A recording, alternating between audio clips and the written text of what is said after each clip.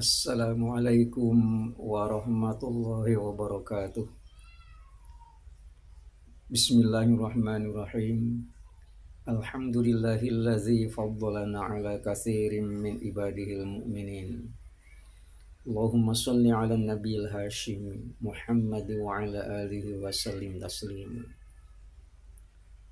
Saudara, memasuki hari pertama tahun 1447 Hijriah, saya menghaturkan selamat merayakan tahun baru.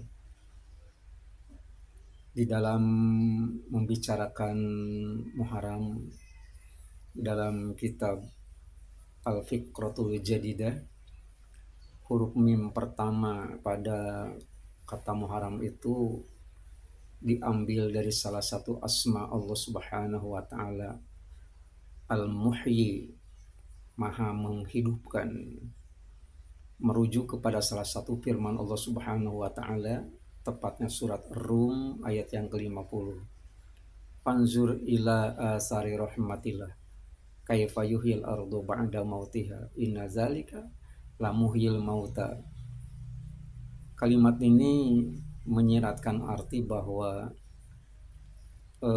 ada satu proses bahwa untuk bisa suburnya tanah itu ternyata memang perlu menghidupkan tanah, mengefektifkan tanah, memanfaatkan tanah dengan cara Allah menurunkan hujan.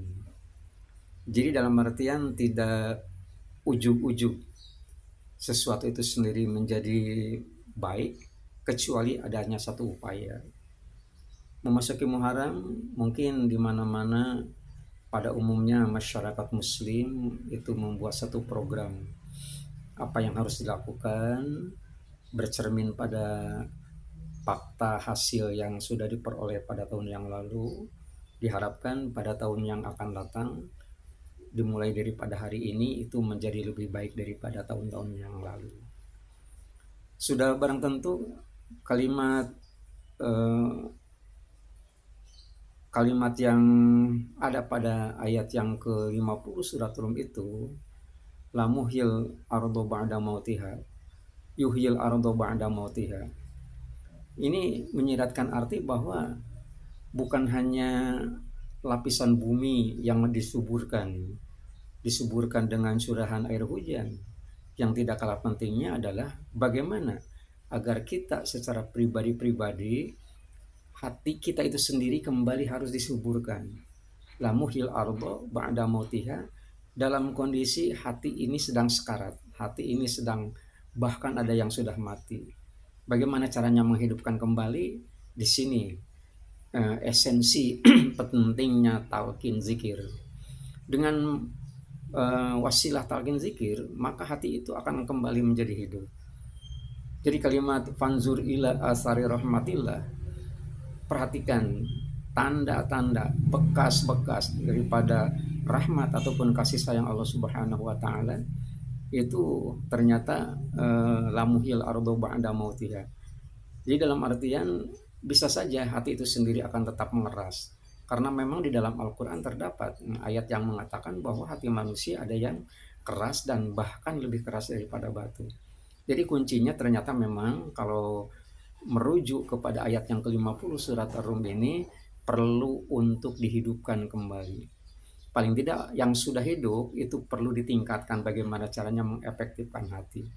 Aktivitas apapun ternyata memang hati sangat berperan. Pernah ada satu kejadian, kita mengenal nama Luqmanul Hakim.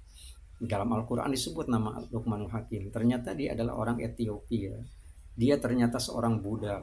Majikannya minta supaya dia motong kambing.